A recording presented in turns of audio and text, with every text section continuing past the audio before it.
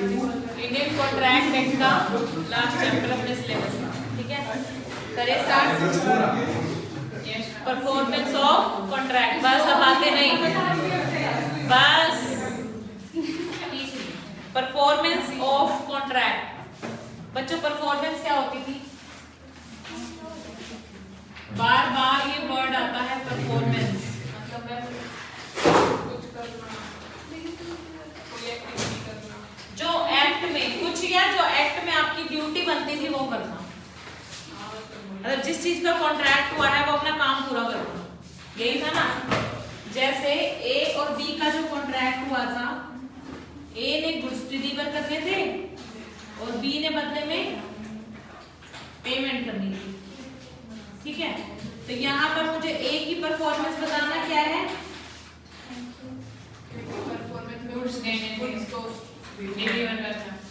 Delivery of goods, ठीक है। और यहाँ पर बी की परफॉर्मेंस क्या है? बी की परफॉर्मेंस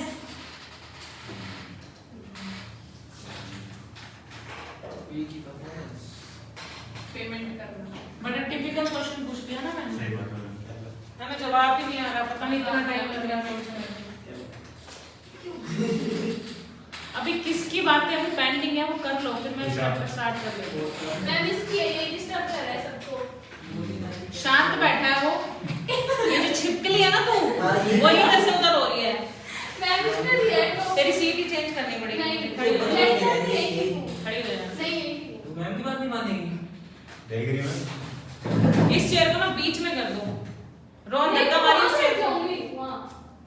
रोहन इस चेयर को धक्का मार। एसी के नीचे बैठ जा, इसको कर दूं। हाँ, इसको नहीं मैं कर। लास्ट बैठ जाऊंगी ना। उसी को कर दे। करना नहीं मैं मेरी चेयर नहीं दूंगी, ट्यूशन पढ़ा दूंगी। बीच में बैठना है बिल्कुल। वो तो नहीं है यार, उसकी दाम ये मानना पीछे से बोलूं तो बीच मारे बोलूं तो स्टैंड बस।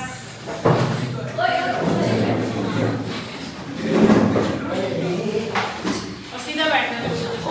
ये क्या हो रहा है? किसी से कोई इंटरेक्ट नहीं करना चाहिए। कभी पीछे बैठा दिया मैंने। छोटे से है इसके बीच में बिठा दिया। वेरी गुड, अब सही पोजीशन थी बिल्कुल। ये क्या क्लास है? ऐसे होना चाहिए ना। क्या चाहते हैं? 5 मिनट 2 मिनट सबको एक बार 5 मिनट में पूरी बस एक हो जाएगी, सब करना। तो परफॉर्मेंस समझ में आई। ए की परफॉर्मेंस थी यहाँ पर डिलीवरी ऑफ गुड्स और बी की परफॉर्मेंस थी मेकिंग पेमेंट, ठीक है। अब यहाँ पर परफॉर्मेंस को हम ऑब्लिगेशन भी बोल सकते हैं। ऑब्लिगेशन का दूसरा वर्ड क्या था? लायबिलिटी भी बोल सकते हैं, ड्यूटी भी बोल सकते हैं, बस ठीक है। तो यानी कि हर एक पार्टी की कॉन्ट्रैक्ट में क्या लायबिलिटी बनती है, क्या ड्यूटी बनती है या क्या ऑब्लिगेशन बनती है, उसी को हम बोलते हैं परफॉर्मेंस। तो obligation of parties to contract, the parties to contract must either perform or offer to perform. दो वर्ड यूज किए जाएंगे यहाँ पर, या तो परफॉर्म करो या ऑफर टू परफॉर्म करो। कोई डिफरेंस बता सकता है दोनों में? अभी हो रहा है और फ्यूचर में होगा। कहने का मतलब परफॉर्म में आपने परफॉर्म कर दिया, जैसे गुड्स डिलीवर करने थे ना, उसके गोडाउन तक भेज ही दिए उसने, इसको तो बोलेंगे परफॉर्मेंस, है ना। लेकिन ऑफर टू परफॉर्म क्या है? मैंने उसको कॉल किया कि मैं गुड्स भेजने जा रहा हूं, पहले से इंटीमेट कर देना, समझ रहे हो। एक में तो परफॉर्म करना मतलब गोडाउन तक पहुंचा ही दिया, लेकिन ऑफर टू परफॉर्म में क्या है? अभी आपने कॉल करके बोला है कि मैं भेजने जा रहा हूं, मतलब गाड़ी तैयार खड़ी है तेरे घर के लिए, मतलब तेरी दुकान के लिए निकल रही है, समझ रहे हो। तो ये है आपका ऑफर टू परफॉर्म, और परफॉर्म करना मींस एक्चुअली परफॉर्म कर ही दिया आपने। तो parties to a contract must either perform or offer to perform their respective promise unless such performance is dispensed with or excused under the provision of contract act। मतलब आपको performance करनी ही करनी है जब तक कि वो कॉन्ट्रैक्ट के द्वारा मना ना हो जाए। मना कब होगी? जैसे कोई इम्पॉसिबिलिटी हो जाती है, किसी केमिकल में डील कर रहे हैं, वो केमिकल ही बंद हो गया तो मेरा कॉन्ट्रैक्ट क्या हो जाता था, वॉइड हो जाता था। तो वॉइड होने के बाद परफॉर्मेंस क्या हो जाती थी, निल हो जाती थी, मतलब अब आपको कुछ भी परफॉर्म करना ही नहीं है। जैसे ही कॉन्ट्रैक्ट वॉइड हुआ तो परफॉर्मेंस भी वहीं के वहीं खत्म हो गई, ठीक है। तो जब तक ऐसा कोई केस नहीं हो जाता तब तक आपको अपनी ड्यूटी परफॉर्म करनी पड़ेगी, ठीक है। Promises bind the representative of the promisor in case of death. अब मुझे तुम ही आंसर दोगे सारे। ए और बी का कॉन्ट्रैक्ट हुआ था, अब ए और बी के कॉन्ट्रैक्ट में किसकी डेथ हो जाती है, ए की डेथ हो जाती है। तो बताओ गुड्स डिलीवर करने की लायबिलिटी किसके ऊपर आएगी, भारी क्वेश्चन, वेरी गुड, किसके ऊपर आएगी, ए का लीगल रिप्रेजेंटेटिव। आगे आंसर एक, ऐसे ही सारे आंसर तुम देते जाओगे अभी देखना, ठीक है। Promises bind the representative of the promisor. पहले तो प्रोमिसर और प्रोमिसर डिसाइड कर ले कॉन्ट्रैक्ट में। प्रोमिसर कौन है, ए, क्योंकि इसने ऑफर किया था कि मैं गुड्स बेचूंगा आपको, ऑफर है मतलब प्रोमिसर, और बी क्या हो गया यहाँ पर, प्रोमिसी, ठीक है। तो जब भी इनके बीच में जो प्रॉमिस हुआ है वो बाइंड करेगा इसको गुड्स डिलीवर करने के लिए और बी को बाउंड करेगा पेमेंट करने के लिए, ठीक है। लेकिन अगर ए की डेथ हो जाती है तो कौन बाउंड होगा, ए का लीगल रिप्रेजेंटेटिव, ठीक है। तो promises bind the representative of the promisor in case of death of such promiser before performance unless a contrary intention appears from the contract। ये क्यों लिखा, contrary intention appears from the contract, ये इसलिए लिखा, यहाँ पर तो गुड्स डिलीवर करने की बात थी, तो अगर ए नहीं रहा तो उसका लीगल रिप्रेजेंटेटिव डिलीवर कर देगा। लेकिन मान लो यहाँ पर मैं एक कॉन्ट्रैक्ट कर रही हूँ ए का बी के साथ में कि मैं आपको एक पेंटिंग बनाकर दूंगा, क्या बनाकर दूंगा, पेंटिंग, और बी को बदले में क्या करनी है, पेमेंट, ठीक है। ये आपका दूसरे नंबर का कॉन्ट्रैक्ट है, ये आपका पहले नंबर का कॉन्ट्रैक्ट था, ठीक है। तो यहाँ पर कॉन्ट्रैक्ट हुआ है ए बी को पेंटिंग बनाकर देगा और बी बदले में उसकी पेमेंट करेगा। अब अगर ए की डेथ हो जाती है तो क्या उसका रिप्रेजेंटेटिव पेंटिंग बनाकर दे सकता है, मे और मे नॉट वाली सिचुएशन हो गई है ना भाई। हर कोई पेंटर तो नहीं हो सकता ना, हर किसी को ड्राइंग तो नहीं आती ना। तो जहां पर आपकी पर्सनल स्किल का काम हो उसमें आपका कॉन्ट्रैक्ट लीगल रिप्रेजेंटेटिव के पास ट्रांसफर नहीं होता, मींस उससे आपका लीगल रिप्रेजेंटेटिव बाउंड नहीं होता। अगर आपका यहाँ पर प्रोमिसर की डेथ हो गई है तो आपका कॉन्ट्रैक्ट वहीं के वहीं खत्म हो जाएगा। समझ रहे हो, समझ में आ रहा है? चलो, तो दो एग्जांपल है। पहला एग्जांपल देखो क्या था, ए ने बी को कहा था गुड्स डिलीवर करेंगे ऑन अ सर्टेन डे, इस दिन, और आप बदले में क्या पेमेंट दे देना, 1 लाख रुपए। ए डाई बिफोर दैट डेट, ठीक है, उस दिन से पहले ए की डेथ हो गई, तो ए का representative are bound to deliver the goods to B and B is bound to pay 1 lakh rupees to, भाई 1 लाख रुपए वो किसको देगा, रिप्रेजेंटेटिव को ही तो देगा। और सेकंड एग्जांपल देख लो, ए ने प्रॉमिस किया था to paint a picture for B by a certain day, ठीक है, एट अ सर्टेन प्राइस, लेकिन A died before the day. The contract can not be enforced either by A's representative or by B because it involve use of personal skill. It is a contract of personal nature. ऐसे contract को हम क्या बोलते हैं, personal nature के contract, जहां पर आप अपना कॉन्ट्रैक्ट का जो बर्डन है वो किसी दूसरे के ऊपर ट्रांसफर नहीं कर सकते। समझ में आ रहा है? चलो, ये आपका था सेक्शन 37। अब आपको इसमें यहाँ पर दो चीजें एक्सप्लेन की गई है, एक तो एक्चुअल परफॉर्मेंस और दूसरी offer to perform. Actual performance में क्या होता है, where a party to a contract has done what he had undertaken to do, वो काम कर चुका है जिस काम को करने का उसने वादा किया था, ठीक है। और either of the parties have fulfilled their obligation under the contract with in the time and in the manner prescribed, और दोनों में से पार्टीज ने अपनी ऑब्लिगेशन को पूरा कर दिया है। जिसमें परफॉर्मेंस हो चुकी है उसको हम क्या बोलेंगे, एक्चुअल परफॉर्मेंस, यानी कि उसने परफॉर्म कर दिया है। लेकिन जहां पर आएगी बात किसकी, offer to perform. Offer to perform के दो नाम और हैं, कौन कौन से नाम है वो? अटेम्प्टेड परफॉर्मेंस और टेंडर ऑफ परफॉर्मेंस। ठीक है, दो नाम और है। It may happen sometimes when the performance becomes due the promisor offer to perform his obligation but the promisee refuses to accept the performance. यहाँ पर सिर्फ ऑफर करता है कि मैं गाड़ी निकालने जा रहा हूँ, भेजने जा रहा हूँ, ऑफर दे रहा है अभी परफॉर्म करने का कि मैं ये काम करूंगा अभी। ठीक है, तो इसमें प्रोमिसी एक्सेप्ट भी कर सकता है और रिजेक्ट भी कर सकता है। इन दोनों के मैं अभी लीगल इफेक्ट बताऊंगी। अगर वो रिजेक्ट कर दे हमारी परफॉर्मेंस को तो हम क्या कर सकते हैं। ठीक है, मान लो मैंने क्या किया, इसने मेरे को कहा था कि मैं गुड्स, ए ने कहा था कि मैं गुड्स आपको भेजूंगा, बी ने कहा ठीक है मैं आपको पेमेंट कर दूंगा। अब ये अपनी गाड़ी निकाल के तैयार खड़ा हुआ और उसने फोन किया कि मैं गुड्स भेज रहा हूँ और बी कहता है कि मुझे गुड्स चाहिए ही नहीं। तो मैंने जो गुड्स अरेंज किए हैं उस पर जो पैसा लगाया है तो मेरे को कुछ राइट मिलना चाहिए या नहीं मिलना चाहिए? भाई तेरे लिए मैंने गुड्स अरेंज किए, तेरे लिए मैंने पैसा इन्वेस्ट किया स्टॉक में, तो उसके बाद मुझे क्या राइट्स मिलते हैं वो अभी आगे डिस्कस हम करेंगे कि हम क्या क्या कर सकते हैं उसके रिजेक्ट करने पर। ठीक है, अनपेड सेलर अगर उसने एक्सेप्ट कर लिया होता गुड्स को तब आता अनपेड सेलर में, या हाँ अनपेड सेलर के पास होते ना राइट ऑफ लीन वगैरह भी थे, उसमें आपका गुड्स नहीं निकला होता, एग्जैक्टली अनपेड सेलर भी बोल सकते हैं उसको। ठीक है, चलो effect of refusal to accept offer of performance. आपने परफॉर्मेंस का ऑफर दिया था और सामने वाली पार्टी ने उसको रिफ्यूज कर दिया, मना कर दिया, तो उसके क्या इफेक्ट होते हैं देख लो। Where a promiser made an offer of performance to the promisee and the offer has not been accepted। समझ के चलना, कोई लाइन समझना है बीच में रोक देना मुझे। ठीक है, अगर प्रोमिसर ने ऑफर ऑफ परफॉर्मेंस दिया है प्रोमिसी को और उसने उसको क्या कर दिया है, रिजेक्ट कर दिया है या एक्सेप्ट करने से मना कर दिया है, तो promisor is not responsible for non performance.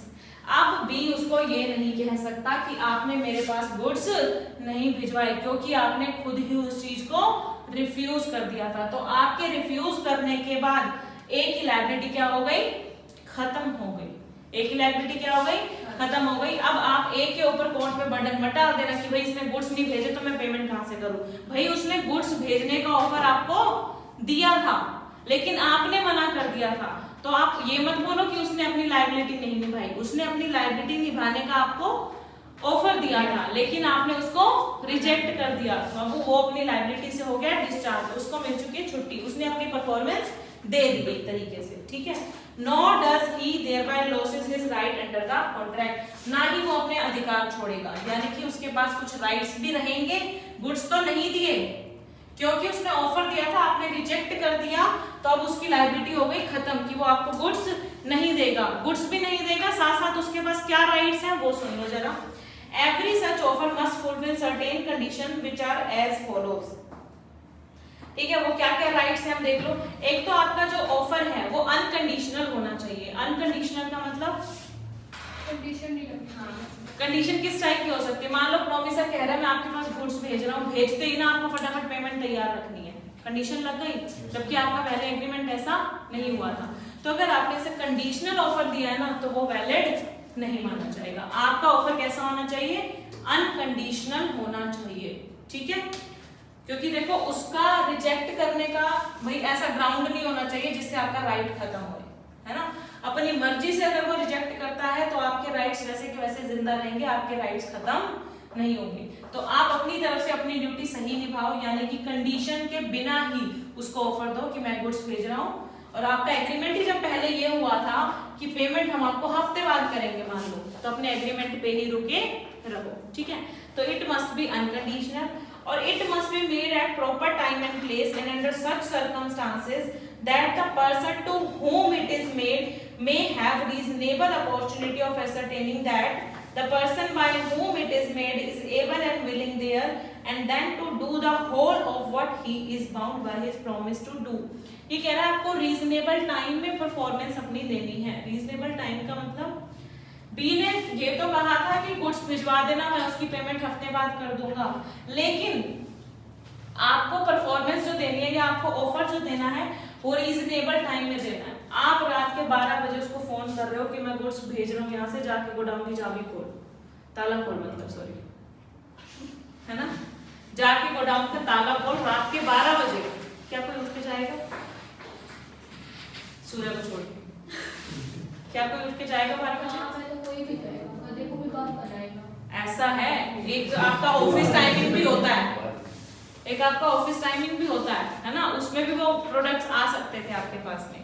अगर कोई 12 बजे से आपको एकदम से फोन कर रहा है कि गोडाउन का जाके ताला खोलो, मैंने भाई गुड्स आपके भिजवा रहा हूँ यहाँ से, तो क्या वो मना कर सकता है? यस, और वो वैलिड कहलाएगा उसका मना करना। उसके बाद आपके राइट को चोट लग सकती है ना। तो यानी कि एक को रीजनेबल टाइम में ही गुड्स पहुंचाने हैं, फिर वो मना करता है तो आपकी गलती नहीं है। लेकिन अगर 12 बजे आप फोन कर रहे हो कि हाँ भाई मैं गुड्स पहुंचा रहा हूँ, तो आप ही की गलती इसमें कहलाएगी। ठीक है, तो एक तो आपका अनकंडीशनल होना चाहिए, दूसरा आपकी ऑफर ऑफ परफॉर्मेंस कब होनी चाहिए? विद इन रीजनेबल टाइम होनी चाहिए। If the offer is an offer to deliver anything to the promisee, then the promisee must have a reasonable opportunity of seeing that the thing offer is a thing which the promiser is bound by his promise to deliver. आपने उसको कहा, क्या कहा? B ने मांगा था आपसे चावल, कितने रुपए किलो वाला? बता दे सिर्फ, ठीक है चलो मान लिया 32 रुपए किलो वाला। ए ने क्या कहा? भाई ए के पास मान लो 32 रुपए किलो वाला नहीं था, उसने क्या कहा उसको, तू कोई बात नहीं 50 रुपए किलो वाला रख ले, 120 वाला लो ना, ज्यादा हो जाएगा, 50 वाला रख ले। बी के पास राइट है ना कि वो मना कर सकता है? क्या वो बाउंड है कि एक्सेप्ट कर ले? वो नहीं ना भाई, मैंने जो ऑफर आपका एक्सेप्ट किया था, मैंने जो ऑर्डर दिया था आपको 32 रुपए किलो वाले चावल का, आप मुझे उसके बदले में कॉम्प्रोमाइज नहीं करवा सकते, है ना। 50 रुपए किलो वाला अगर आप चावल भेज रहे हो तो उसमें आप ही की गलती है, मेरी गलती नहीं है। तो चीज वही होनी चाहिए जिस चीज का आपने कॉन्ट्रैक्ट किया है, जिस चीज का आपने प्रॉमिस किया है। अगर आप अपने पॉइंट पे ठीक हो तो आपके राइट भी सही रहेंगे और आपकी परफॉर्मेंस से आप डिस्चार्ज भी हो जाओगे। मतलब कोर्ट कभी भी केस का जो आपका फैसला सुनाएगी वो आपके फेवर में ही होगा। लेकिन ये तीनों चीजें एग्जिस्ट करनी चाहिए, अनकंडीशनल होना चाहिए, रीजनेबल टाइम में होना चाहिए, और तीसरा वही चीज होनी चाहिए जिसका प्रॉमिस आपने किया था। समझ में आया? एग्जांपल देख लो। P ने प्रॉमिस किया to deliver certain goods to R. P takes the goods to the appointed place during business hours. देखो P ने कुछ गुड्स डिलीवर करने के लिए कहा था और R ने उसको जगह बताई थी, इस जगह माल पहुंचा देना, ठीक है, और इतने बजे पहुंचा देना। P ने उसी जगह पर उतने बजे ही माल पहुंचा दिया, लेकिन R ने refuses to take the delivery of goods. R ने मना कर दिया कि मुझे गुड्स की डिलीवरी नहीं लेनी। गलत हो गया ना ये? तो भाई आपके अपॉइंटेड प्लेस पे ही मैंने पहुंचाया, विद इन रीजनेबल टाइम पहुंचाया, सही टाइम पे मैंने आपको दिया, तो this is an attempted performance. इसको हम ऑफर अटेम्प्टेड परफॉर्मेंस कहेंगे, as promiser has done what he was required to do under the contract. उसने वही काम किया है जिस चीज का उसने कॉन्ट्रैक्ट किया था। तो यहाँ पर P के राइट यानी कि A के राइट जिंदा रहेंगे। वो ये कर सकता है, वो कोर्ट में केस भी डाल सकता है कि आपने मेरे ऑफर ऑफ परफॉर्मेंस को रिफ्यूज कर दिया, तो उसके लिए मुझे डैमेजेस पे करने पड़ेंगे, और कोर्ट आपके फेवर में ही फैसला सुनाएगा। लेकिन अगर ये तीन नहीं हुए तो आप हार भी सकते। समझ रहे हो? सारी चीज ना लॉजिकल है, बट लोग उसको लिख देता है तो आपको कॉम्प्लिकेटेड लगती है ना। अब आपके दिमाग का तो यही कह रहा होगा ना, भाई 12 बजे किसी को आप माल पहुंचाने जा रहे हो तो क्यों जाएगा, वो मना ही करेगा ना, ऑब्वियस सी बात है। तो कोर्ट भी ऐसे ही फैसला लेती है। कोर्ट भी यही कहेगी भाई ए आपकी गलती थी कि आप 12 बजे वहां पे पहुंचे। अगर आप ये प्रूव कर दो कि आपने सही टाइम पे डिलीवरी दे रहे थे, सही प्लेस पे डिलीवरी दे रहे थे, उसके बाद अगर बी मना करता है तब मैं मानूंगा कि बी की गलती है। समझ रहे हो? तो सब चीज लॉजिकल है, बस उसको लॉ लिख देता है तो आपको थोड़ी सी कॉम्प्लिकेटेड लगती है। समझ में आ गया इतना? चलो नेक्स्ट है section 39, effect of refusal of party to perform wholly. पूरे तरीके से ही परफॉर्म करने से मना कर दिया। एग्जांपल वो याद आ रहा है आपको, सिंगर वाला? यस मैम, परफॉर्मेंस भाई जितने का कॉन्ट्रैक्ट हुआ था 6 नाइट्स का हुआ था आई थिंक, नहीं 6 हफ्ते में 2 नाइट्स 2 रात का। हाँ 2 रात का हुआ था और 2 महीने तक का कॉन्ट्रैक्ट था आई थिंक, है ना। और बीच में उसने 6th नाइट में अपने आप को क्या कर दिया, एब्सेंट कर दिया, मतलब वो वहां पे गाने नहीं गया था, ठीक है। तो अपनी परफॉर्मेंस उसने नहीं दी, ठीक है। तो ये वो वाला है effect of refusal of party to perform wholly, पूरे तरीके से ही कॉन्ट्रैक्ट को करने से मना कर दिया। तो section 39 provides that when a party to a contract has refused to perform or disabled himself from performing his promise in its entirety, मतलब वो गाने नहीं आया अगर वो सिंगर, तो प्रोमिसी, यानी प्रोमिसी कौन हुआ हमारा यहाँ पे, सिंगर तो प्रोमिसर है, उसने प्रोमिस किया था कि मैं गाने आऊंगा। प्रोमिसी कौन है, उसका थिएटर का मैनेजर। तो प्रोमिसी में put an end to the contract, मैंने वहां पर 2 ऑप्शन बनाए थे कि मैनेजर के पास राइट है, या तो वो उस कॉन्ट्रैक्ट को उसी टाइम खत्म समझे, खत्म करने के बाद वो स्यू कर सकता है उसके ऊपर, या फिर वो वेट करे, है ना, किस चीज का, कि कोई बात नहीं इस नाइट को मैं इससे डैमेजेस ले लूंगा, लेकिन कॉन्ट्रैक्ट को मैं स्टिल लाइव रखूंगा, अलाइव रखूंगा, जिंदा रखूंगा अभी भी।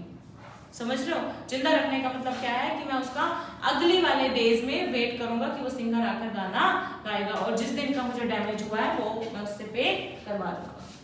क्लियर है। तो या तो प्रोमिसिंग में put an end to the contract unless, वो उस टाइम एंड समझ सकता है जब तक कि he had signified by words or conduct his acquiescence in its continuance, जब तक वो उसको कंटिन्यू ना माने तब तक वो उसको एंड कर सकता है। कहने का मतलब 2 राइट है उसके पास, या तो वो उसी टाइम उसको एंड समझे, या वो कॉन्ट्रैक्ट को कंटिन्यू भी मान सकता है, ठीक है। एग्जांपल देख लो, एक्स एक सिंगर था, वो कॉन्ट्रैक्ट में एंटर हुआ वाई के साथ, जो कि मैनेजर था थिएटर का, to sing at his theatre 2 nights in every week during the next 2 months. Y ने कहा कि मैं आपको 10,000 रुपए हर नाइट की परफॉर्मेंस का दूंगा। On the 6th night X बिल्कुल absent herself from the theatre, 6th night पे वो गाना गाने नहीं आई, तो वाई इज एट लिबर्टी, मतलब वाई की इच्छा है to put an end to the contract, वो उसी टाइम कॉन्ट्रैक्ट को खत्म कर सकता है, यानी कि नेक्स्ट डे से या नेक्स्ट वीक से वो किसी और के साथ में कॉन्ट्रैक्ट कर सकता है और आपके ऊपर केस कर सकता है डैमेजेस क्लेम करने के लिए, ठीक है।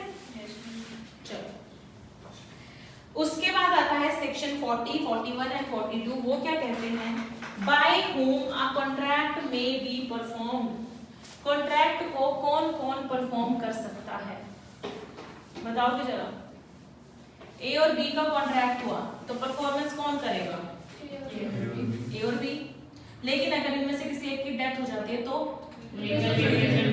ठीक है। अगर वो जिंदा है क्या वो अपना काम किसी और को सौंप सकता है, अगर उसकी एजेंट है ना, जैसे हम हमारी दुकान है बड़ी सारी, है ना, कॉन्ट्रैक्ट करने वाले कौन होते हैं, मैनेजर लोग। तो क्या सप्लाई करने के लिए मैनेजर स्कूटी चला के जाता है खुद, नहीं ना, ऐसा तो नहीं होता ना भाई। माल बेचने का कॉन्ट्रैक्ट मैंने किया, ठीक है, लेकिन माल डिलीवर करने मैं किसी और को अथॉरिटी देता हूँ, किसी और को पावर देता हूँ कि जाके ये सामान किसी और तक पहुंचा के आ, ठीक है। परफॉर्मेंस किसने करी, 3rd पर्सन ने, किसी और ने, हमारा एजेंट भी हो सकता है, ठीक है। और कौन परफॉर्म कर सकता है, लीगल रिप्रेजेंटेटिव आपने बता दिया, एजेंट आपने बता दिया, और पहला आपने बता दिया था प्रोमिसर खुद परफॉर्म करेगा, 3 हो गए। किसी 3rd पर्सन को दे सकते हो पावर, भाई एजेंट नहीं है तो किसी 3rd पर्सन को भी तो दे सकते हो, लाइक हमारी दुकान का लड़का, वो एजेंट थोड़ी है आपका। एजेंट के साथ आपका कैसा रिश्ता होता है, वो कमीशन वाला ना, लेकिन लड़के को आपने वैसे ही रखा हुआ है, वो लड़का डिलीवरी देता है, गुड्स को पहुंचाता है, ठीक है, तो वो 3rd पर्सन में आ गया, ठीक है। और कौन कर सकता है, जॉइंट प्रोमिसर्स हैं, अगर बस 3 लोगों ने इकट्ठे मिलके कॉन्ट्रैक्ट किया है किसी के साथ, तो लायबिलिटी किसकी होनी चाहिए, तीनों की मिलकर होनी चाहिए। ये जॉइंट प्रोमिसर से रिलेटेड बड़े अच्छे कंसेप्ट हैं और बड़े अच्छे एग्जांपल्स हैं, और आपसे पूछूंगी सारे आंसर्स आपसे ही आएंगे, ठीक है, गारंटीड है ये। चलो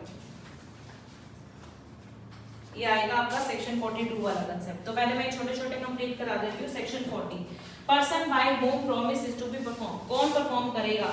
सबसे पहला है, एनालिसिस से पढ़ना इसको जरा, है ना, पर एक चीज ध्यान रखना, ये जो 2 एग्जांपल थे, पहले वाले में अगर एक की डेथ हो गई तो उसका रिप्रेजेंटेटिव परफॉर्म कर रहा है, लेकिन यहाँ वाले में अगर इसकी डेथ हो गई एक की तो ये कॉन्ट्रैक्ट ही वॉइड हो जाता है, खत्म हो जाता है, रिजाइन हो जाता है। तो यहाँ पर जो बात थी वो ये थी कि सिर्फ प्रोमिसर खुद ही परफॉर्म कर सकता है, उसके अलावा कोई परफॉर्म नहीं कर सकता है। ठीक है, तो पहला है प्रोमिसर हिमसेल्फ। ठीक है, प्रोमिसर हिमसेल्फ में आप कौन सा एग्जांपल दोगे?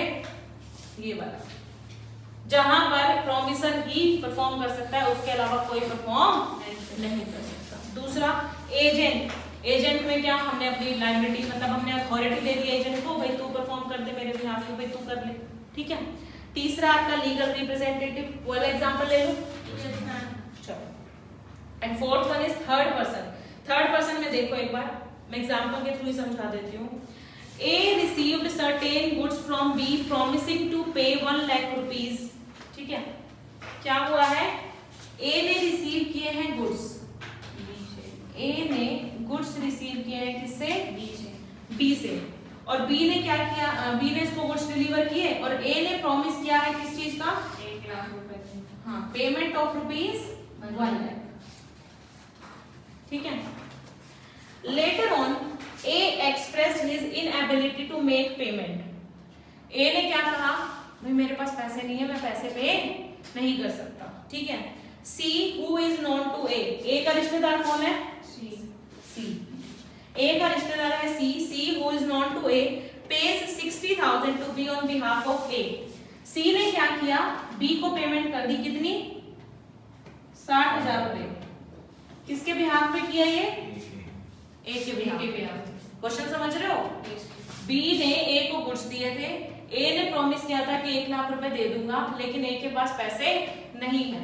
A ने ना C जो A का रिश्तेदार था, उसने कहा कोई बात नहीं A तेरे पास पैसे नहीं है, मैं पैसे पे कर देता हूँ 60,000 रुपीस। किसको? B को।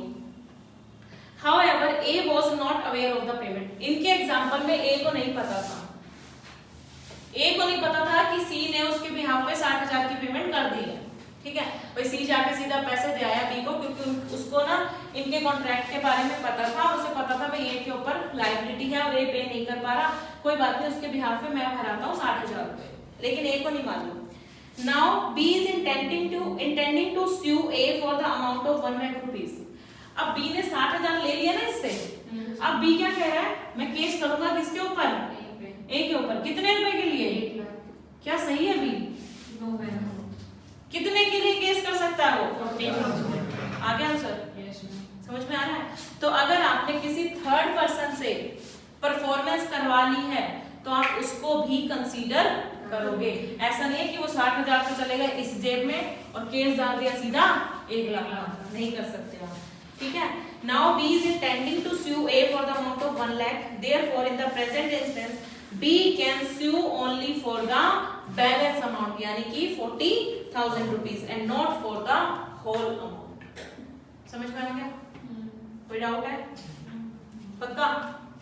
तो यहाँ पर थर्ड पार्टी ने अगर परफॉर्मेंस दी है तो वो परफॉर्मेंस भी वैलिड परफॉर्मेंस ही मानी जाएगी। ठीक है, चलो अब आता है joint promisor. A, B, C तीनों ने मिलकर जॉइंट प्रॉमिस किया है, किसके साथ में? D के साथ में। क्या कहा? तीनों ने मिलकर कहा कि हम तुझे D को 6 लाख रुपए देंगे।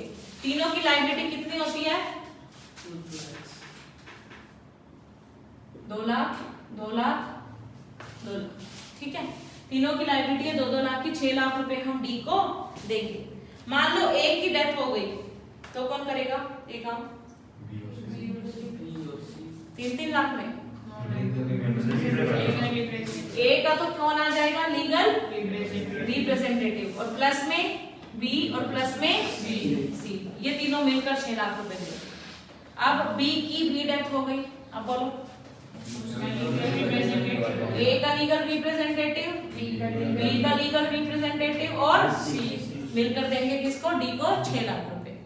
C की भी डेथ हो गई, तीनों के लीगल रिप्रेजेंटेटिव। Very good. कोई बंदा पॉइंट करेंगे क्या? तीनों के लीगल रिप्रेजेंटेटिव मिलकर करेंगे। ठीक है, बस यही है joint promisor. When 2 or more persons have made a joint promise, then all such person must jointly fulfill the promise. If any of them dies, his legal representative must jointly with the survivor। survivor कौन थे पहले वाले example में? B और C। Legal representative की death हो गई तो करेक्ट मैं यही सोचता मैं भी अगर लीगल रिप्रेजेंटेटिव की भी डेथ हो गई तो उसकी एस्टेट से पैसा लिया जाएगा, कुछ तो उसके नाम संपत्ति भी होगी, कंगाल हो गया फिर उन्हीं को भुगतना पड़ेगा। मरने के बाद आता होगा। And if all the three die before the performance, then legal representative of all must jointly perform the promise. ठीक है? समझ में आ गया? कोई बहुत हार्ड नहीं है, ऐसी शक्लें मत बनाओ, समझ आ गया ना? फिर मतलब ना हाँ नहीं भर रहे हैं, ऐसे लग रहा है कि जबरदस्ती। ये पीछे वाले पैसे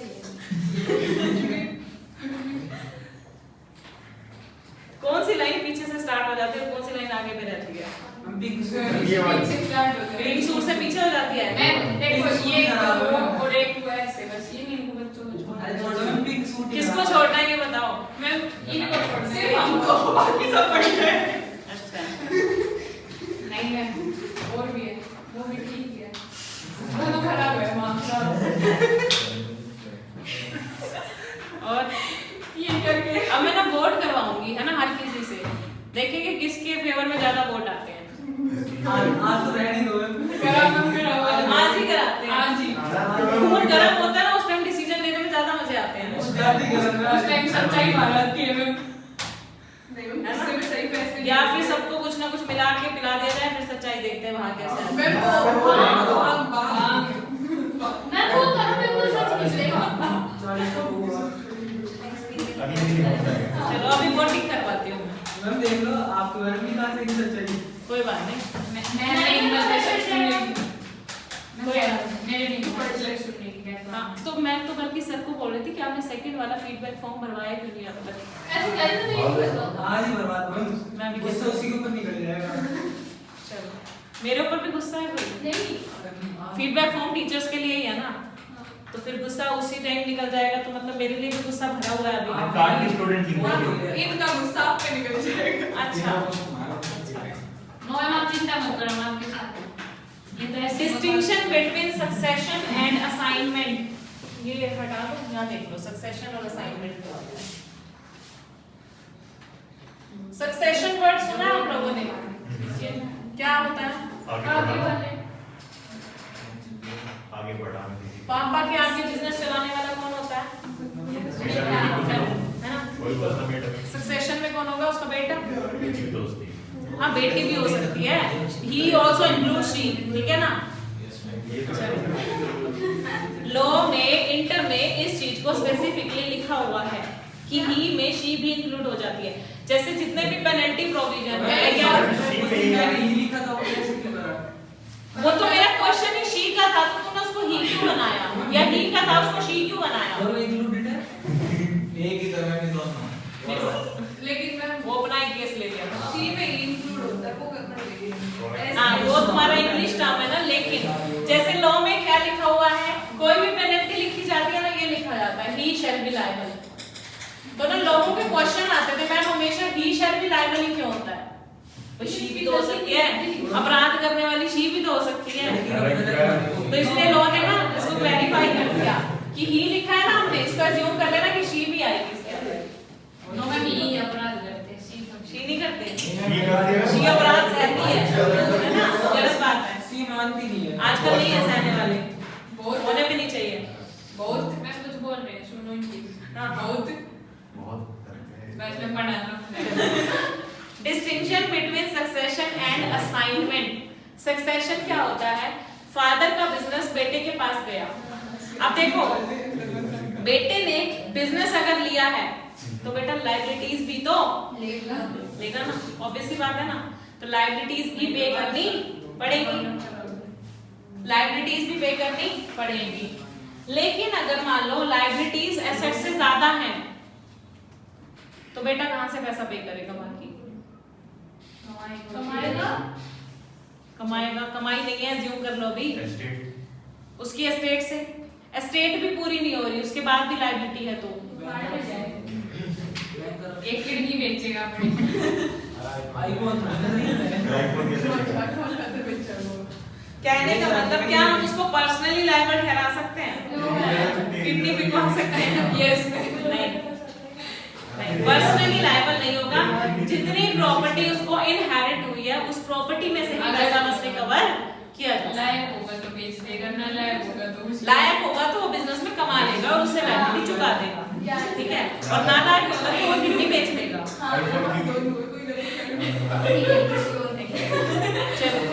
ये क्या कह रहे हैं, मेरा अपनी पापा ही बेच, पापा तो चले गए। अच्छा डेड पर्सन की बेचेगा, किसी और की ताकि बेच सकता है। चुप हो जाओ। When the benefits of a contract are succeeded to by any process of law, process of law का मतलब inheritance में अगर succession हुआ है तो both the burden and the benefits, burden मतलब liabilities और benefits मतलब assets, ठीक है। तो burden and benefits attaching to the contract may sometimes devolve on the legal heir. Suppose a son succeed to the estate of his father after his death, so he will be liable to pay the debts and liabilities of his father or during his lifetime. उन्होंने अपनी जिंदगी भर में जितना भी कर्जा चढ़ाया था वो सारा किसको भरना पड़ेगा, बेटे को। But if the debts owed by his father exceed the value of the estate inherited by the son, मतलब जितनी प्रॉपर्टी उसके नाम पे ट्रांसफर की है वो तो कम पड़ गई और कर्जा हो गया ज्यादा, then he would not be called upon to pay the excess. ही यहाँ पर सन है, ठीक है, सन को excess amount पे करने के लिए नहीं बुलाया जा सकता। In other words, liability of son will be limited to the extent of property inherited by him. समझ रहे हो? एसेट्स के केस में तो नहीं होता कि जितनी लायबिलिटी देंगे उतनी एसेट्स में लेंगे। कौन क्या केस में नहीं होता? बेच ज्यादा खाने मिलते हैं। क्या कहना चाहते हो? जितनी बेटा बना देंगे। कई बार ऐसा होता है, ये प्रैक्टिकली रियल लाइफ एग्जांपल्स होते हैं ऐसे कि बाप ने जितने भी कर्जे चढ़ा रखे होते हैं वो बेटे को पता ही नहीं होते उनके जिंदा होने के टाइम पे, ठीक है। जब उनकी डेथ हो जाती है तब वो कर्जदार जब उठ के आ रहे होते हैं तब बेटे को पता चलता है कि पापा ने मेरे साथ क्या किया।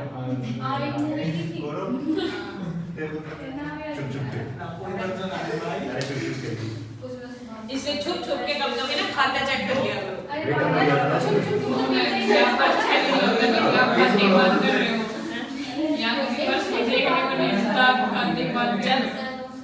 अच्छा, ये तो हो गया सक्सेशन जहां पर आपका लायबिलिटीज भी प्लस एसेट्स भी दोनों ही ट्रांसफर हो जाती हैं। लेकिन असाइनमेंट क्या होता है?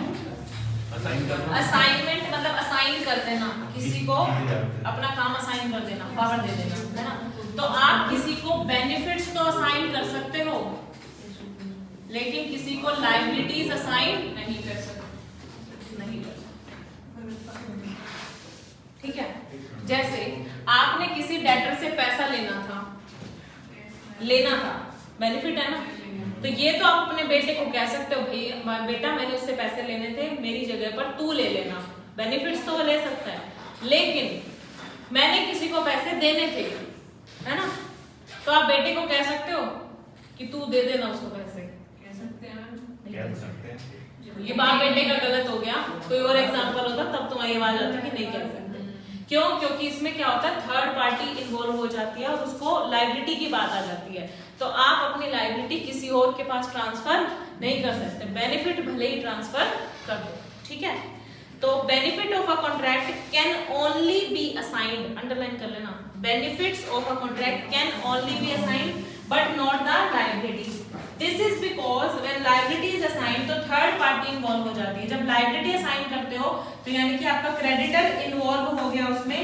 Thus a debtor cannot relieve himself. Debtor अपने आप को नहीं बचा सकता अपनी लायबिलिटी से to creditor by assigning to someone else. भाई आपने किसी को पेमेंट करनी थी, अपने बचाव करने के लिए आपने अपनी लायबिलिटी किसी और को असाइन कर दी, नहीं कर सकते आप, ठीक है। और इस दूसरे पैराग्राफ में ये लिखा हुआ है कि आप बेनिफिट असाइन कर सकते हो, यानी कि creditor assign the benefit, creditor को बेनिफिट मिलता है ना, उसके डेटर से पैसा मिलता है, तो क्रेडिटर अपना बेनिफिट किसी और को असाइन कर सकता है कि भाई मैंने पैसे लेने थे, मेरी जगह पर तू पैसे ले लेना, ठीक है। तो ये फर्क है किसके बीच में, सक्सेशन और असाइनमेंट के बीच में। समझ में आ गया? यहाँ दोनों चीजें ट्रांसफर, यहाँ पर सिर्फ एक चीज। चलो अब आता है most important concept, liability of joint promisor and promisee. Joint promisor की क्या लायबिलिटी रहती है और जॉइंट प्रोमिसी की क्या लायबिलिटी रहती है, ठीक है। एग्जांपल लूंगी, बता देना मुझे जरा आंसर।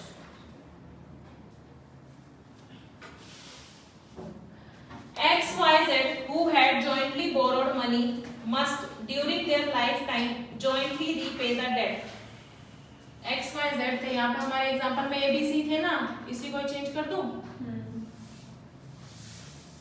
X Y और Z, ये इन्होंने जॉइंटली बोरो किया था पैसा during their life time, jointly repay the debt. अब भाई 6 लाख रुपए उधार लिए थे तो वापसी भी देने पड़ेंगे तीनों को मिलकर।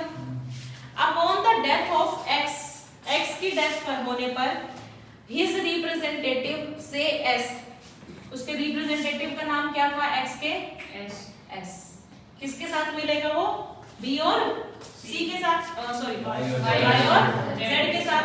तो S ने Y और Z के साथ मिलकर S along with Y and Z should jointly repay the debt and so on। कहने का मतलब अब क्या करना चाहिए कि अगर X की डेथ हो गई है तो उसके रिप्रेजेंटेटिव यानी कि S को Y और Z के साथ मिलकर D को ये पेमेंट कर देनी चाहिए। If in an accident all the borrowers यानी कि X Y Z तीनों ही मर गए, अब बताओ, then their legal representative must fulfill the promise। तीनों के legal representative must fulfill the promise and repay the borrowed amount। This rule is applicable only if the contract reveals no contrary intention। ये rule सिर्फ तब लगता है जब आपने agreement में कुछ ना लिखा हो। अगर मान लो आपने एग्रीमेंट में इससे अलग कुछ लिखा है, क्या लिखा है, मान लो आपने एग्रीमेंट बनाया, उसमें लिखा अगर किसी की भी तीनों में से किसी एक की भी डेथ हो जाती है तो उसका बर्डन बाकी के 2 लोग उठाएंगे, तो आप किसकी बात मानोगे, एग्रीमेंट की। तो फिर कैसे बर्डन बटेगा, मान लो X की डेथ हो गई तो Y और Z दोनों मिलकर कितनी पेमेंट करेंगे, 3 लाख, समझ रहे हो। इसके 2 लाख का बर्डन उन्होंने दोनों अपने इक्वल पोर्शन में बांट लिया। तो अगर आपने एग्रीमेंट किया है तो उसकी बात मानो, अगर कोई एग्रीमेंट नहीं बनाया है तो आपको लॉ क्या कहता है, ये वाला रूल बोलता है, समझ रहे हो। चलो ये है section 42, devolution of joint liability.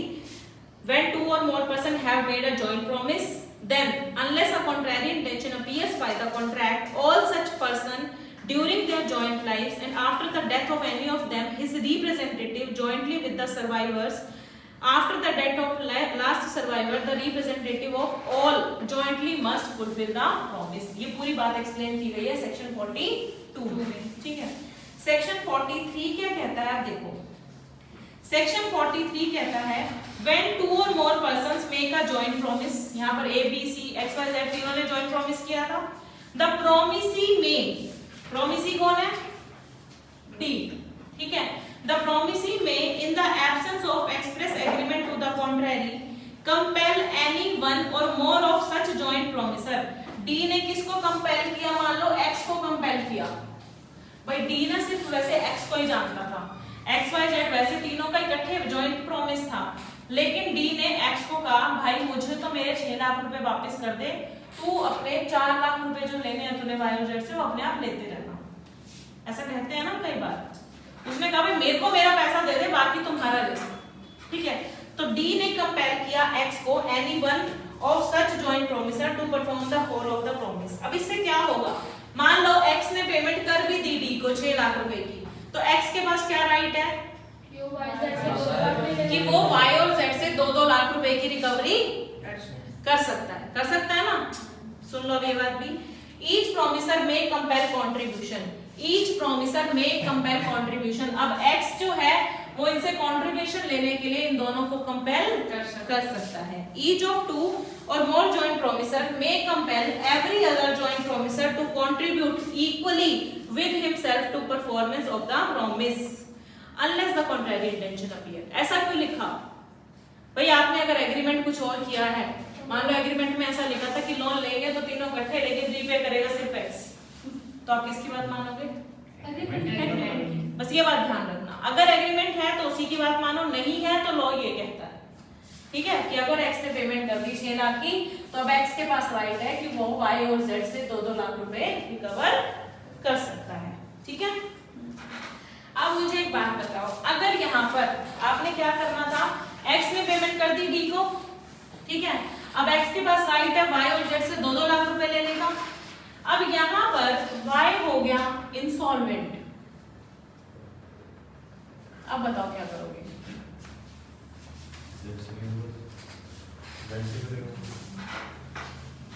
Z तो 2 लाख ही देगा अपने हिस्से के लिए, उस 2 लाख का क्या होगा जो वाई का हिस्सा था? 3 लाख देगा ना वो। अच्छा, तुम ये कह रहे हो अगर वाई इंसॉल्वेंट हो जाता है तो एक्स और जेड कितना बर्डन उठाएंगे? मतलब जो 2 लाख का बर्डन है वो उन्होंने इक्वली बांट लिया, सही है ये बात? बोलो, सही जा रही है अभी तक तो? अब इस एग्जांपल में थोड़ा सा चेंज कर रही हूँ, वाई इंसॉल्वेंट हो गया था और उसकी प्रॉपर्टी से 50% पैसा रिकवर हो सकता है, तो बाकी तो 2.5 एक मिनट पहले मैं डिवाइड कर दूं, y से 50% मिल सकता है, यानी कि y का हिस्सा कितना था? y की लायबिलिटी कितनी थी? 2 लाख। रिकवर कितना हो सकता है? 1 लाख, ठीक है। अब देखो 2-2 लाख तो इनके थे ही, x और z के थे ना, 1 लाख हमको और भी मिल गए, 5 लाख हो गए टोटल, रह गई सिर्फ 1 लाख की बात, है ना।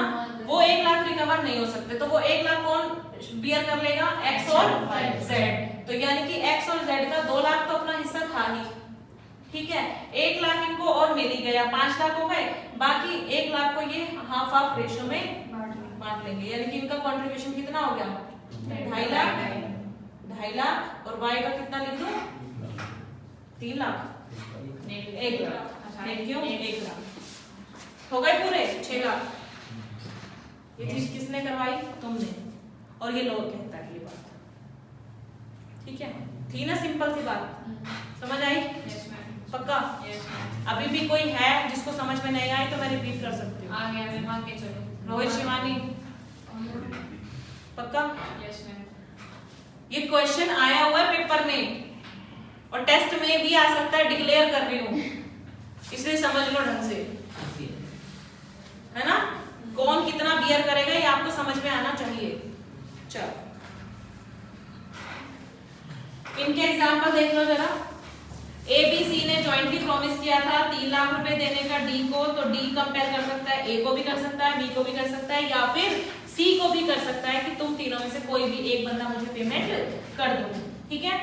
ए बी सी ने, जो अगला एग्जांपल है, 3 लाख रुपए देने का जॉइंट प्रॉमिस किया था, सी is unable to pay anything, सी कुछ भी पे करने के लायक नहीं है, तो लायबिलिटी किसके ऊपर आ जाएगी? सारी ए और बी के ऊपर।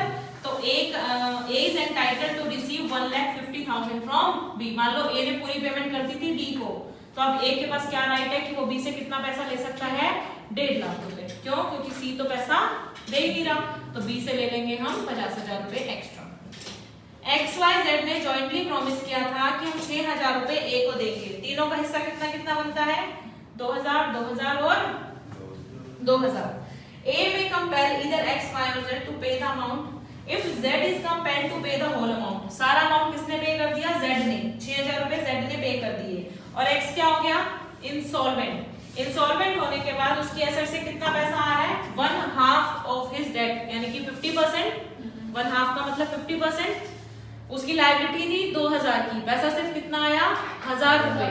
तो बाकी के 1,000 रुपए कौन बांट लेगा? Y और Z। तो Z is entitled to receive 1,000 rupees तो ले लेगा वो X से, जो उसकी एस्टेट से आ रहे हैं, और 2,500 रुपए वो किससे ले लेगा? Y से। जैसे तुम्हारे एग्जांपल में 2.5 लाख रुपए थे, ठीक है। चलो अब आता है effect of release of one joint promiser. अगर आपने किससे 2,000 किससे लिए 2,000? वाई जब उसको 1,000 तो मिल गए थे, उसकी लायबिलिटी खुद की 2,000 की, Y की 2,000 तो उसकी खुद की है Y की, और 1,000 का जो बर्डन 500 रुपए आया वो उनसे लिया है। यही एग्जांपल देख लो, 1000 और लाख का ही डिफरेंस है बस। अंशी क्या हो गया? You have 2000 from Y. इधर देखो कहाँ है 2000 फ्रॉम बाय? मेरे को तो 2500 फ्रॉम बाय दिख रहा है। डिफरेंट है। एग्जाम्पल नंबर 16 देख रहे हो ना? Yes, ma'am. 2000 लिखा हुआ है, Yes, ma'am. 2500 है ये। पढ़ूं मैं एक बार? X, Y, Z jointly promise to pay 6000 to A. A may compel either X or Y or Z to pay the amount.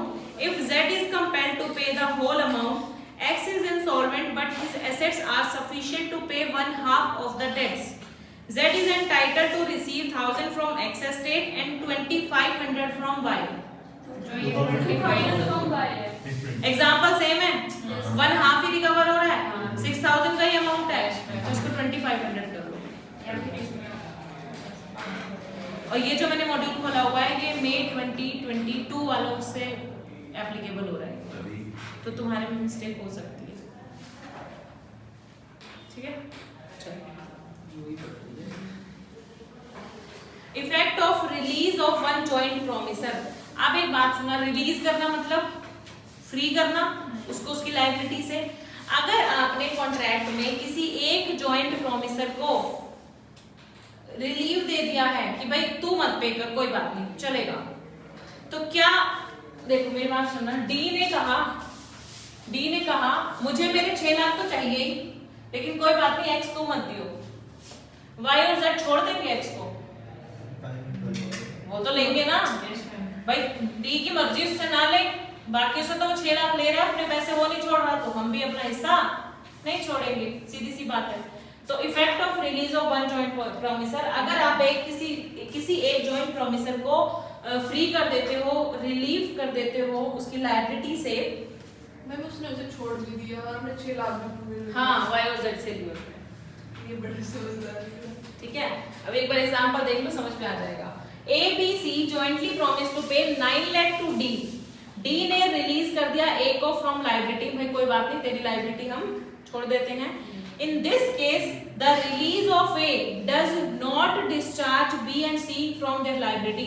भाई A को डिस्चार्ज मिला है, लेकिन B और C, Y और Z तो लायबल रहेंगे ही ना अभी, Y और Z को तो वो पैसे देने ही है। हमारे एग्जांपल में 9 लाख रुपए देने हैं B और C ने, तो B और C तो लायबल रहेंगे 9 लाख रुपए देने के लिए, लेकिन B और C के पास ये हक भी रहेगा कि वो A से 3 लाख रुपए ले सकते हैं। समझ रहे हो 3 लाख कैसे, कोई 9 लाख का 3 पार्टीशन कर दिया। बोलने के लिए छोड़ दिया। हाँ, they remain liable to pay the entire amount of 9 lakh to D, and though A is not liable to pay to D, भले ही A D के लिए liable नहीं है, लेकिन he remains liable to pay to B and C, that is he is liable to make the contribution to the joint promisers। ठीक है, ये नाम की छुट्टी है वैसे, अपने पैसे तो छोड़ ही नहीं रहा वो, सिर्फ उस बंदे को साइड कर रहा है, तो वो अपने जो जॉइंट प्रॉमिसर है वो क्यों छोड़ेंगे उसको, ठीक है ना। चलो अब आता है right of joint promises. Right of joint promises, when a person has made a promise to 2 or more person jointly, यहाँ पर अभी 2 या 2 से ज्यादा प्रॉमिसर थे, अब प्रॉमिस ही 2 या 2 से ज्यादा है। एग्जांपल देख लो, A in consideration of 5 lakh rupees lent to him by B and C. B और C ने मिलकर A को क्या दिया है, कितने रुपए दिए, 5 लाख रुपए, ठीक है। A in consideration of 5 lakh rupees lent to him by B and C promises B and C jointly to repay them that sum with interest on a specified day, but B dies. A ने कहा तुम मुझे जो 5 लाख रुपए दे रहे हो ना, मैं प्रॉमिस करता हूँ कि मैं आपको ये वापस लौटा दूंगा, ठीक है, लेकिन लौटाने से पहले B की क्या हो गई, डेथ हो गई। अब क्या होगा भाई, B dies. In such case, right to demand payment shall rest with, किसके पास आ जाएगा राइट लेने का पैसे, B के लीगल रिप्रेजेंटेटिव के पास। B का लीगल रिप्रेजेंटेटिव C के पास मिलकर किससे पैसे मांगने जा सकता है? ए से, ठीक है। तो in such case right to demand payment shall rest with B's legal representative jointly with C is lifetime. लेकिन अगर सी की भी डेथ हो गई तो वेरी गुड, तो बी का लीगल रिप्रेजेंटेटिव प्लस सी का लीगल रिप्रेजेंटेटिव दोनों मिलकर किससे पेमेंट मांगने जाएंगे? ए से। कोई दिक्कत थी इसमें? नहीं ना, सेम तो बात है। यहाँ पे भी उसके लीगल रिप्रेजेंटेटिव का हक था, वहां भी उसका हक है कि वो मांग सकते हैं अपनी पेमेंट। क्लियर है? चलो समझ में आ गया ना ये? अगर आपको ये एग्जांपल क्लियर हो जाते हैं ना, उसके बाद लॉ पढ़ना आसान हो जाता है, इसलिए मैं अपोजिट पढ़ा रही हूँ। अब आप लॉ की लैंग्वेज पढ़ोगे ना तो आपको आराम से समझ में आएगी। नेक्स्ट जो कंसेप्ट आता है, आवाज नहीं आई किसी की, बस मैम रोया नहीं कोई। ये वाला टॉपिक और पढ़ा दो, उसके बाद वाला, उसके बाद ऐसे बात टाइम हो जाएगा। टाइम एंड प्लेस तो करवाऊंगी मैं। हाँ ये करा दो, तो नहीं कराऊंगा। टाइम एंड प्लेस, अरे आसान है। Time and place for performance of promise. Promise को परफॉर्म करने का क्या टाइम होना चाहिए और क्या प्लेस होना चाहिए? ये सारी बातें अभी आएंगी, सुबह 10 से 6, रात से 6, जो भी है मतलब। अब सुनो, पहला केस है सेक्शन 46 क्या कहता है? Time for performance of promise where no application is to be made and no time is specified. सबसे पहले तो मैं आपको यहाँ पर एप्लीकेशन का मतलब बता देती हूँ। एप्लीकेशन मतलब अप्लाई करना। जैसे ए और बी का कॉन्ट्रैक्ट हुआ था कि मैं तुझे गुड्स डिलीवर करूंगा, ठीक है। तो यहाँ पर जो कॉन्ट्रैक्ट हुआ था तो ए ने कहा था कि गुड्स डिलीवर करने का कॉन्ट्रैक्ट तो मैंने कर लिया है, लेकिन जिस दिन तू कहेगा, मतलब जिस दिन तू मुझे फोन करेगा उस दिन मैं गुड्स भेजूंगा। समझ रहे हो भाई? तेरी तरफ से पेंडिंग रहेगी अब चीज, जब तू फोन करेगा तभी मैं गुड्स भेजूंगा, यानी कि जब तू मुझे एप्लीकेशन डालेगा तभी मैं तेरे पास सामान भेजूंगा। एप्लीकेशन का मतलब समझ में आया? तो यहाँ पर ना तो एप्लीकेशन करनी है, मतलब कुछ अप्लाई नहीं करना, गुड्स डिलीवर करने हैं, और ना ही कोई टाइम स्पेसिफाई किया गया है कि किस टाइम पे डिलीवर होने चाहिए। अगर आपने एग्रीमेंट में टाइम नहीं लिखा कि किस टाइम पे डिलीवर करने हैं तो आप क्या लिखोगे आंसर? Reasonable time. ठीक है, पढ़ लो इसको। Whereby contract a promisor is to perform his promise without application by the promisee and no time for performance is specified in the agreement, तो engagement must be performed within a reasonable time। ठीक है, और reasonable time की definition आपकी cases पर depend करेगी। भाई अगर आपका ऑफिस है तो आपका ऑफिस टाइम क्या रहता है, उसके अकॉर्डिंग रीजनेबल टाइम डिसाइड किया जाएगा। अगर आपका मान लो जो इंडिया से बाहर जैसे कंट्री है उनका टाइमिंग अलग होता है, तो ये आपका रीजनेबल टाइम फैक्ट पे डिपेंड करेगा। मान लो सॉफ्टवेयर की सर्विस देनी थी आपको, टाइम स्पेसिफाई नहीं किया गया, तो रीजनेबल टाइम कोर्ट कैसे जज करेगी? भाई उनका रीजनेबल टाइम क्या चलता है, आपका वर्किंग टाइम क्या है, उनसे मैच करेगी। तो आपका रीजनेबल टाइम आपके फैक्ट पे डिपेंड करेगा। कोर्ट केस देखेगा कि किस टाइप का केस है और इनका रीजनेबल टाइम क्या चलता है। ठीक है, चलो सेक्शन 47 नेक्स्ट क्या कहता है? Time and place for performance of promise where time is specified. Time तो स्पेसिफाइड था भाई कितने बजे करना है, but no application is to be made. भाई सामने वाले की तरफ से हमने कुछ पेंडिंग नहीं छोड़ा कि भाई तू एप्लीकेशन लगाएगा तभी गुड्स डिलीवर करेंगे। टाइम स्पेसिफाइड था, उस पर्टिकुलर टाइम पे ही आपको गुड्स डिलीवर करने हैं। तो when a promise is to be performed on a certain day and the promisor has undertaken to perform it without application, तो promisor may perform it at any time during the usual hours of business on such day and place at which the promisor ought to be performed।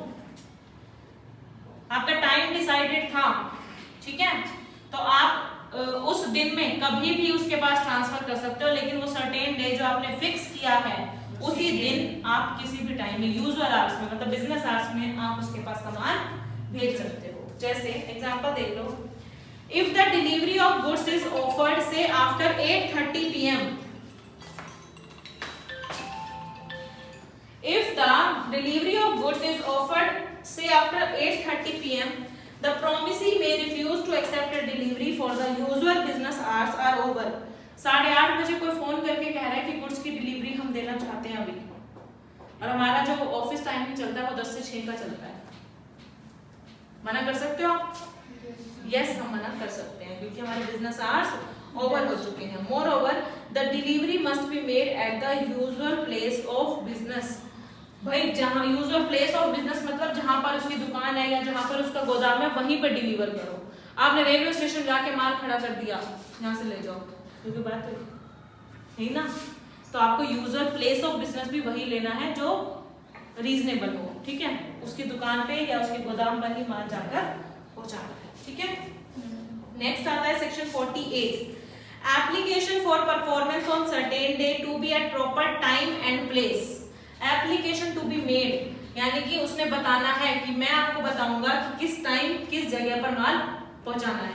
तो जब तक वो नहीं बताएगा तब तक आप परफॉर्म नहीं करोगे, ठीक है। और जैसे जैसे वो बताएगा आपको वहीं पर ही पहुंचाना है। तो when a promise is to be performed on certain day and the promiser has not undertaken to perform it without application, भाई जब तक प्रॉमिस ही नहीं बताएगा तब तक मुझे परफॉर्म नहीं करना है। तो it is the duty of the promisee to apply for performance at a proper place and within the usual hours of business। भाई जब आपकी ड्यूटी बनती है कि आप पहले बता देना कि किस जगह पर कितने बजे माल पहुंचाना है, ठीक है। जैसे ही आप बताओगे उसी के हिसाब से आपको डिलीवरी दी जाएगी। नेक्स्ट आता है section 49, place for performance of promise where no application is to be made and no place fix for performance. अब बताओ मुझे, ना तो एप्लीकेशन लगानी है, प्रॉमिस ही ने नहीं बताना, और ना ही आपने कोई प्लेस फिक्स किया है, तो आप कौन से प्लेस पर डिलीवर करोगे? टाइम भी तो बोला था रीजनेबल टाइम, तो प्लेस भी क्या होगा? Reasonable place. So when a promise is to be performed without application and no place is fixed for performance, so it is the duty of the promiser to apply to the promisee to appoint a reasonable place for the performance of promise। लेकिन देखो time का तो reasonable आज समझ में आता है कि 10 से 6 में डिलीवरी करनी है, लेकिन प्लेस कैसे पता चलेगा? उसके लिए तो आपको एड्रेस पूछना ही पड़ेगा ना। तो यहाँ पर ड्यूटी किसकी बनती है?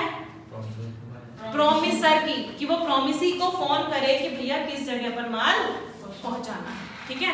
तो it is the duty of the promisor to apply to the promisee to appoint a reasonable place. Clear है? A undertakes to deliver 1000 mounds of jute to B on a fixed day. A must apply to B to appoint a reasonable place for the purpose of receiving it and must deliver it to him at such place। मतलब एक दूसरे से आपस में बात कर लेना कि कहाँ पर माल पहुंचाना है, वहीं पर आपकी डिलीवरी दी जाएगी। नेक्स्ट आता है सेक्शन 50, परफॉर्मेंस इन मैनर और एट टाइम प्रेस्क्राइब्ड और सैंक्शन बाय द प्रोमिसी। अगर मान लो प्रोमिसी अपनी खुद की जगह कोई बताता है, टाइम बताता है और डे भी बताता है, तो आप उसी के अकॉर्डिंग काम करोगे। तो परफॉर्मेंस ऑफ प्रॉमिस में be made in such manner at any time which the promisee prescribe और सैंक्शन। जिस टाइम वो बोले, जिस जगह वो बोले, उसी जगह पर और उसी टाइम में आपको सामान पहुंचाना है। क्लियर है? चलो आप कर दो रिकॉर्डिंग ऑफ।